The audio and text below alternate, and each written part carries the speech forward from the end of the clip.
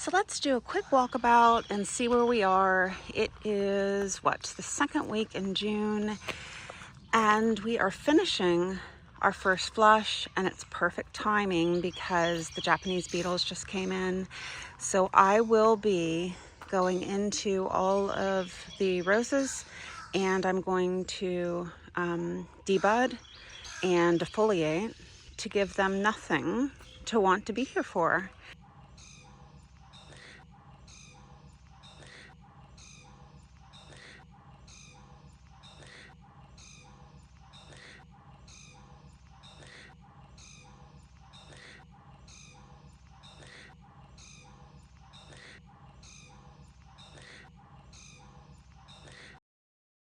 So we'll walk around really quick. What have I done since our last video?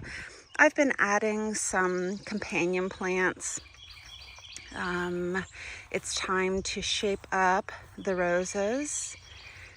We had rain last night, and I have not defoliated this morning, so it might be beaten down a little bit.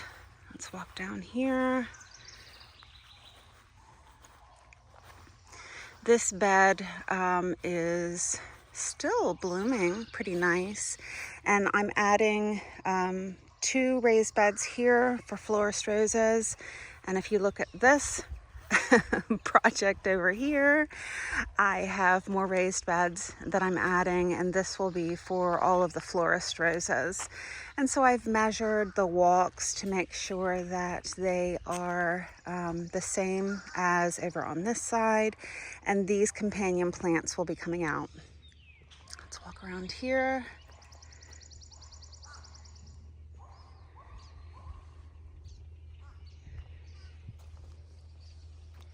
You know, some people might get frustrated when the beetles come in, and yes, it's frustrating. I wish I didn't have them.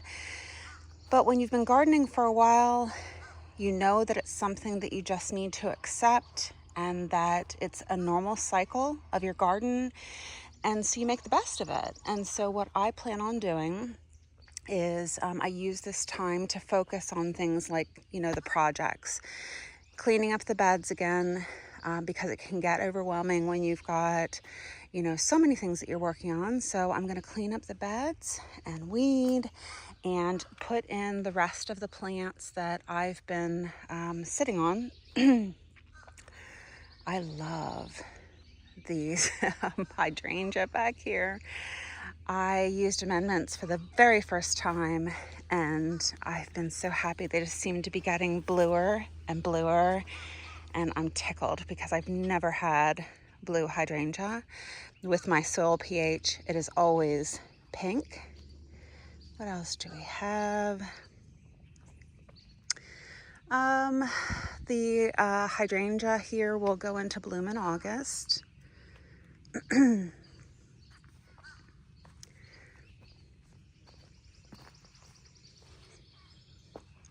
So let's head down here and see who is still blooming.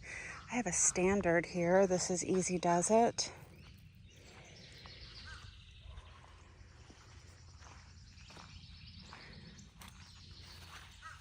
So I've added more companion plantings. Walker's Low. The ornamental oregano looks like it is just doing so well. Very happy with that.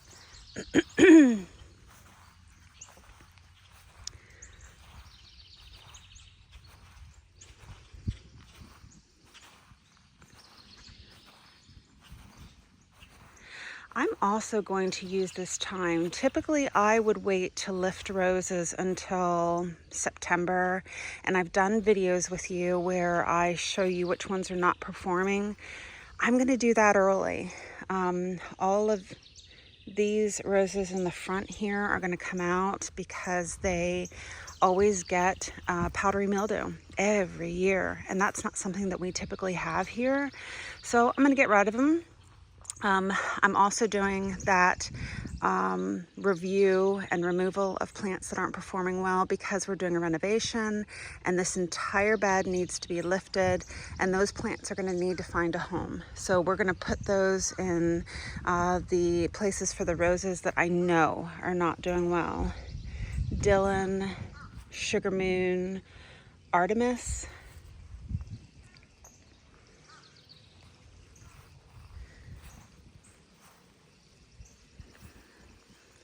So this apricot bed has finished up, and it's also a great time now as you're looking at, you know, your canes that have really shot for the sky.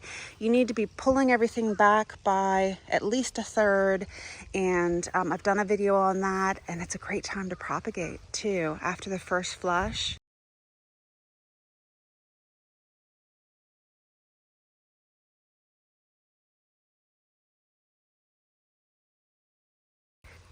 My favorite method right now is to take the cutting, put it in rooting hormone, and place it right next to the mother at the base of the plant. And I have great success with that. So I need to be pulling out all of the plants that I want to keep because of the renovation. And so that's kind of stressing me out a little bit. But with not having to worry about deadheading every day now with the Japanese beetles coming in, it's perfect timing.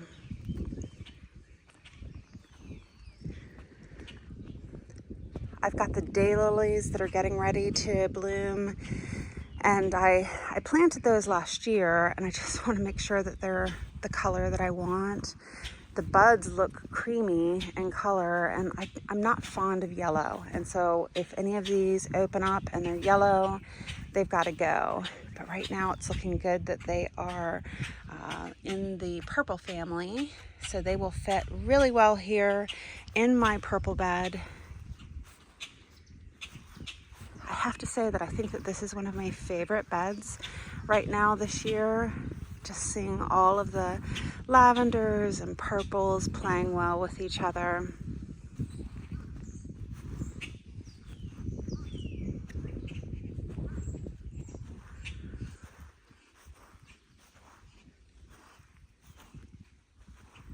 So we've got salvia and nepeta, and I will be cutting that back also. I'll probably wait 2 weeks after I deadhead all of these rose blooms, because I do want to give the pollinators something in the garden, but I like to cut them back to give them a rest so that they can put out a nice flush for us again.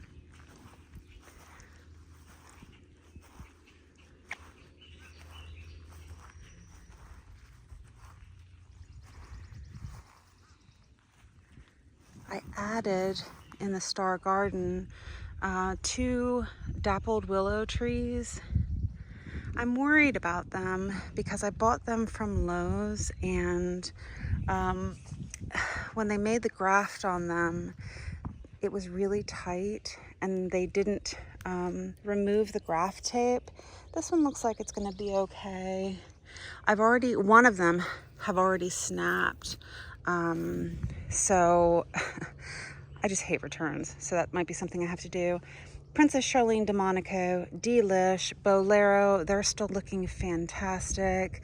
Liv Tyler, Summer Romance, Bolero. Oh, this is Top Cream over here. The sod has done really well for us. I'm glad that that took.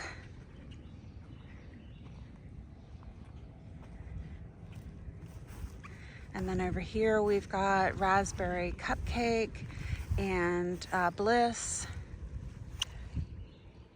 Those dappled willows. We're gonna put the umbrella stands on concrete. Maybe that's a project that we'll work on this month, just to level them up. Sweet Mademoiselle here, and Top Cream. Oh, the standards, the below standards are blooming. I am very happy with these. Look how pretty this bloom is. Okay, let's see who is blooming on the pier. South Africa had a nice bloom, And then I've got Summer Romance in between each of these, Moonlight in Paris. Everybody really had a nice flush down here. But the pots look like they are completely finished. Let's look at the hill. So this is how it looks. It's so pretty when we're sitting down here and we see all of the beautiful blooms. It's sad that we're going to take them all off, but that's just one of the cycles that we get used to. And that also helps us so that we're cleaning up thrips, sawfly larvae, black spot, everything else that has been ailing the roses that I've just been letting them kind of work through. Top cream. All right, and this is filling out nicely, my Nepeta, and the bees are loving it. There's just a constant hum in my garden because we are nearly no spray. There's some things that I do use Bonide for, but you see that little bunny there?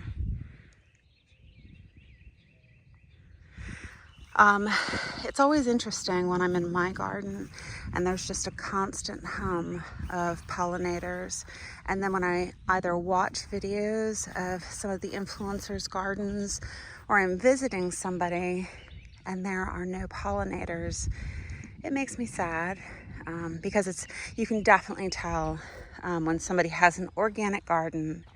Sure, they might not be perfectly beautiful all the time, but oh, this is Eliza. But the pollinators are so happy. Let's see. This one has been a great rose for us, and this is apricot candy. Got Bliss, Boscabelle. This is, I've got climbers that are looking great. So let's plan on I want this to be a shorter video just to kind of give you an overview of how things look as we're finishing our first flush and what it looks like when we're getting ready to deal with these Japanese beetles. But we'll spend more time on the next flush looking at each rose again. This is Bathsheba.